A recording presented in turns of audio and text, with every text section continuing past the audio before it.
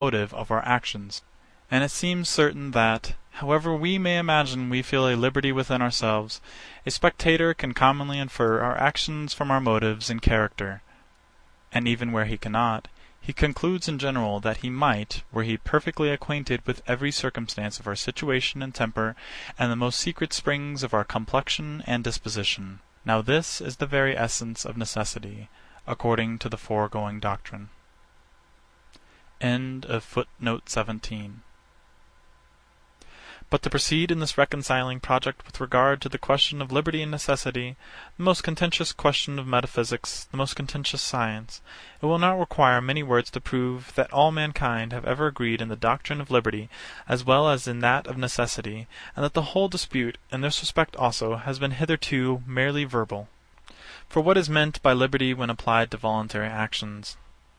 We cannot surely mean that actions have so little connection with motives, inclinations, and circumstances that one does not follow with a certain degree of uniformity from the other, and that one affords no inference by which we can conclude the existence of the other. For these are plain and acknowledged matters of fact.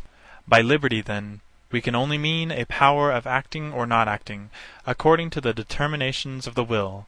That is, if we choose to remain at rest, we may; if we choose to move, we also may. Now this hypothetical liberty is universally allowed to belong to everyone who is not a prisoner and in chains. Here, then, is no subject of dispute.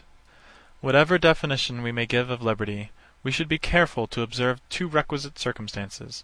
First, that it can be consistent with plain matter of fact.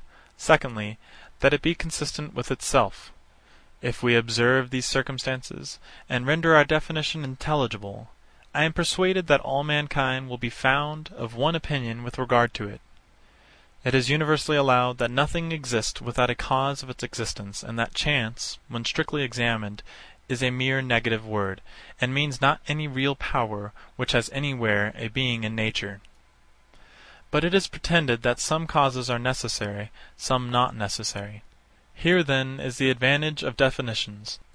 Let anyone define a cause, without comprehending, as a part of the definition, a necessary connection with its effect, and let him show distinctly the origin of the idea, expressed by the definition, and I shall readily give up the whole controversy. But if the foregoing explication of the matter be received, this must be absolutely impracticable.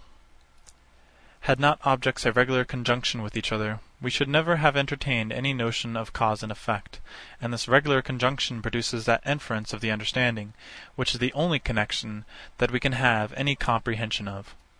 Whoever attempts a definition of cause, exclusive of these circumstances, will be obliged either to employ unintelligible terms, or such as are synonyms to the term which he endeavors to define. Footnote 18. Thus, if a cause be defined, that which produces anything, it is easy to observe that producing is synonymous to causing. In like manner, if a cause be defined, that by which anything exists, this is liable to the same objection. For what is meant by these words "by which"? Had it been said that a cause is that after which anything constantly exists, we should have understood the terms. For this is, indeed, all we know of the matter. And this constancy forms the very essence of necessity, nor have we any other idea of it. End of footnote 18. And if the definition above mentioned be admitted, liberty, when opposed to necessity, not to constraint, is the same thing with chance, which is universally allowed to have no existence. End of section 8 of Liberty and Necessity, Part 1. Recording by Daniel Polanco.